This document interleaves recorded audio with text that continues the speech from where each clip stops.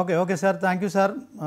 చాలా విలువైన సమాచారం అయితే ఇచ్చారు. మొత్తానికి 22% అనేదే ఏదైతే సుప్రీంకోర్టు ఆదేశాలకు కట్టుబడి ప్రభుత్వాలు ఇంతవరకు ఎన్నికలు నిర్వహించారు. 2019లో కూడా అదే పద్ధతిన జరిగాయి. సో ఇప్పుడు కాంగ్రెస్ ప్రభుత్వం చెప్తున్న 42% కొంత ఇబ్బందులు అయితే ఉన్నాయని చెప్తున్నారు.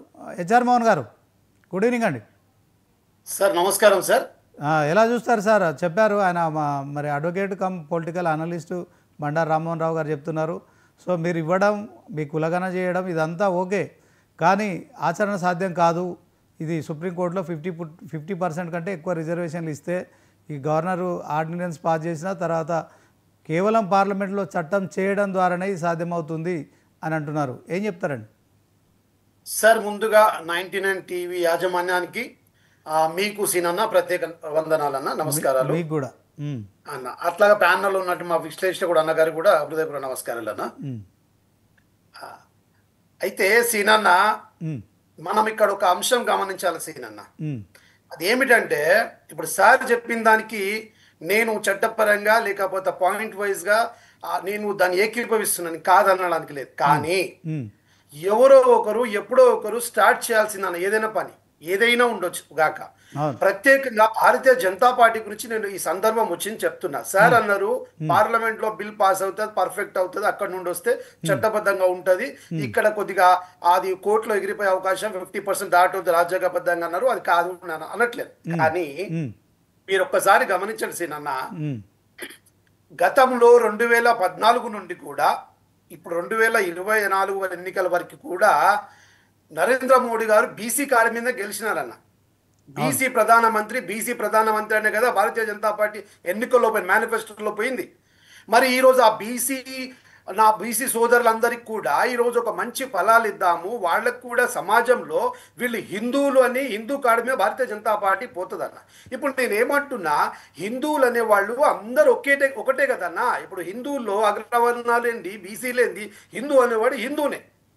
ఇప్పుడు ఇలా భయం ఏంటంటే బీసీలకు కానీ కులగణన జరిగితే వాళ్ళ కులాలుగా విడిపోయి మాకు హక్కు అడుగుతారన్న భయంతో అది ముందుకు రానియొద్దన్న ఒక దుర్మార్గమైన ఆలోచన భారతీయ జనతా పార్టీ, దాని ఎంత ఉన్నటువంటి సంఘ్ పరివార్, ఆర్ఎస్ఎస్ గారు, వీళ్ళందరి భావజాలాలు. నేను ఎందుకు ఈ మాట చెప్తున్నానంటే రాహుల్ గాంధీ గారు కశ్మీర్ నుండి కన్యాకుమారి వరకు తిరిగింది, పాదయాత్ర చేసింది, జోడో యాత్ర చేసింది, ఇవన్నీ చేసింది కూడా కేవలము భారతదేశంలో ఉన్నటువంటి సంఖ్యాపరంగా ఇది ఒక స్కానింగ్ జరగాల, ఎక్స్రే జరగాల. ఇప్పుడు బాబాసాహెబ్ అంబేద్కర్ గారు అన్నట్టు నువ్వెంతనో నీకంతా అన్న ఆ సిద్ధాంతానికి మన రాహుల్ గాంధీ గారు ఆ సిద్ధాంతం పట్టుకొని ప్రజల్లోకి వెళ్ళడం జరిగింది 2023 ఎన్నికలు. జిత్నే ఆబాదీ ఉత్నా హిస్సేదారీ అన్నారు రాహుల్ గాంధీ గారు.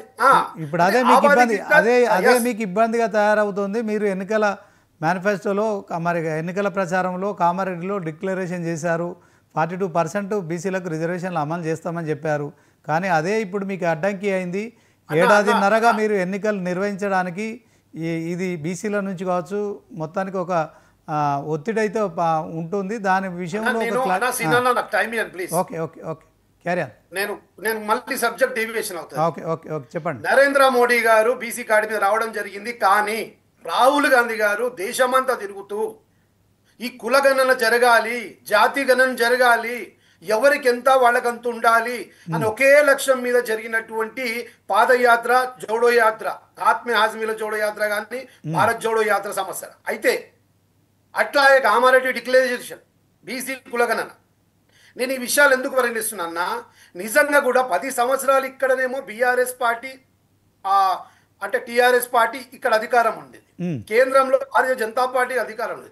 మరి వీళ్ళకి ఏ రోజు కూడా బీసీలకు న్యాయం జరగాలి, బీసీలకు కులగణన జరగాలి, వాళ్లకు సమానత్వం రావాలి, రాజకీయ సమానత్వం కానీ ఆర్థిక సమానత్వం, సామాజిక సమానత్వం ఇవ్వాలి అనే ఆలోచన వాళ్ళకి రాలేదు. కేవలం వాళ్ళను ఓటు బ్యాంకులుగానే వాడుకున్నారు సినన్న.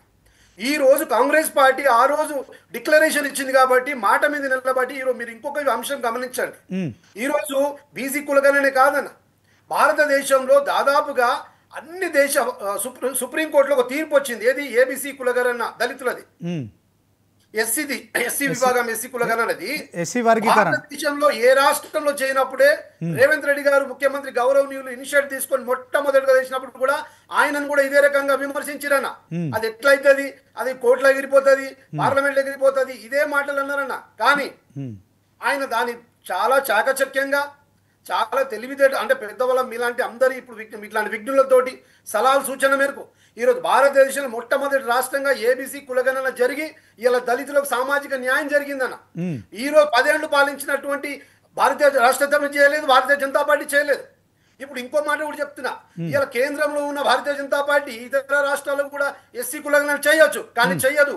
వాళ్ళకి ఎంతసేపు అన్నా ఎవరు ఎంతసేపు వాళ్ళ ఉద్దేశం ఒకటే, ఏ కులగణన జరగవద్దు, ఏ రిజర్వేషన్ ఫలాలు ఎవరికి ఇవ్వద్దు.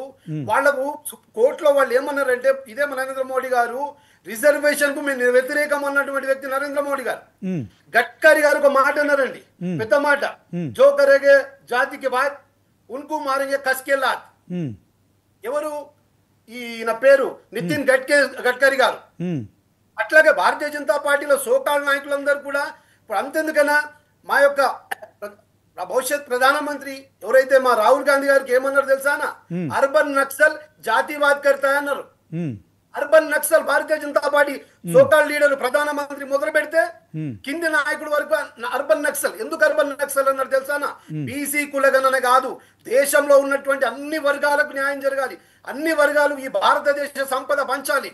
అంటే వీళ్ళకి ఏంటంటే కేవలం సంపన్నులు, వీళ్ళ జేబులో మేనేజ్మెంట్, కొంతమంది సంపన్నుల కుటుంబాలకే ఈ భారతదేశ సంపద పంచాలి తప్ప సామాన్యుడికి ఈ దేశ సంపద పంచొద్దన్న కుట్రతోటి ఇలా బీసీ కులగణనకు ఆపుతున్నారు. ఇంత విషయం ఎందుకన్నా, అంతకు ముందేమో రాహుల్ గాంధీ గారు దీని మీద చేసినప్పుడు అది కాని పని అన్నప్పుడు దేశమంతా ప్రధానమంత్రి గాని మొదలు పెడితే Bharatiya Janata party so called cabinet అంతా కూడా అది అవ్వని పని అన్నారు. కానీ రాహుల్ గాంధీ గారు వాళ్ళ మెడలోంచి వాళ్ళ నోటితోటే బీసీ కులగ పార్లమెంట్లో పెడతానది వాస్తవమా కాదా అన్న, అంటే చెప్పించిన దానికి సక్సెస్ ఉంది రాహుల్ గాంధీ గారు కాదా. ఎందుకు ఈ విషయాలని పరిగణిస్తున్నట్టన్నా, ఇలా తెలంగాణలో కూడా మీరు గమనించండి, మీకు కొన్ని విషయాలు ప్రస్తావిస్తా. ఈడబ్ల్యూసీఆర్ అంటే భారతదేశంలో అగ్రవర్ణాలన్న 15% అన్న. 15% వాళ్ళు ఆర్థికంగా వెనుకబెట్టే వాళ్ళు మాక్సిమం 10% పెట్టుకుందాం, 10% ఉండరు కానీ పెట్టుకుందాం.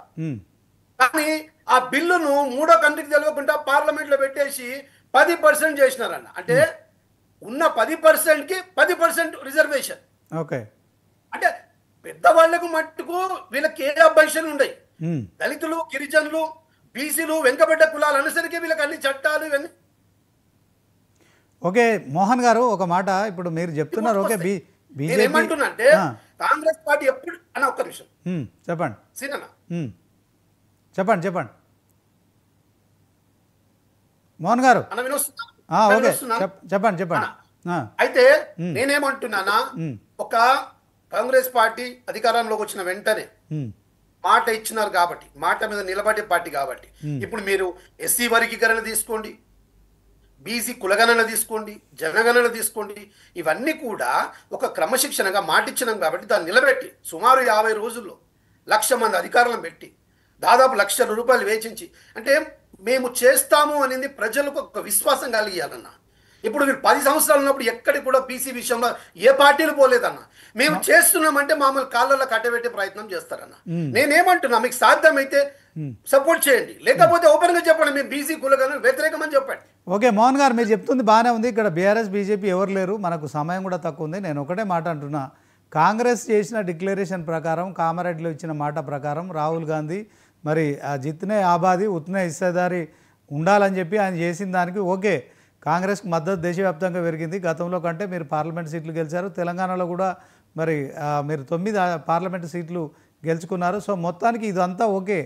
కానీ సుప్రీంకోర్టు నిబంధన ఉంది, 50% కంటే రిజర్వేషన్లు అమలు చేయాలంటే ఖచ్చితంగా పార్లమెంటులో మరి ఒక కొత్త చట్టం తీసుకురావాల్సిన అవసరం ఉందని చెప్పి మరి అనలిస్టు రామ్మోహన్ రావు గారు చెప్తున్నారు. మీరు ఇప్పుడు రేపో మాపో ఎన్నికల సైరన్ మోగించబోతున్నారు.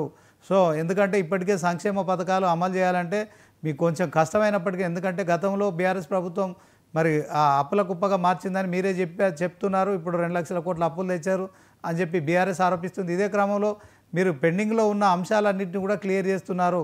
మీరు రేషన్ కార్డులు ఇస్తున్నారు, ఇందిరా మిల్లు ఇస్తున్నారు, ఇప్పటికే రైతు రుణమాఫీ చేసిర్రు, రైతు భరోసా కూడా మొన్ననే 9,000 కోట్లు ఇచ్చారు. ఇవన్నీ చేస్తున్నారు, బాగానే ఉంది. కానీ మీరు అనుకున్న 42% రిజర్వేషన్ బిల్లు అమలు చేయడం సాధ్యం కాదు. అది పార్లమెంట్లో చట్టం చేయాలంటారు. సో దీంట్లో మరి ఉభయ సభల విషయంలో ఇటు లోక్సభలో రాహుల్ గాంధీ, అటు రాజ్యసభలో మల్లికార్జున ఖర్గే వీరిద్దరిని కూడా మరి మెప్పించేందుకు తెలంగాణ సీఎం రేవంత్ రెడ్డి ఈరోజు ఉదయం హుటాహుటిన ఢిల్లీకి వెళ్ళారు.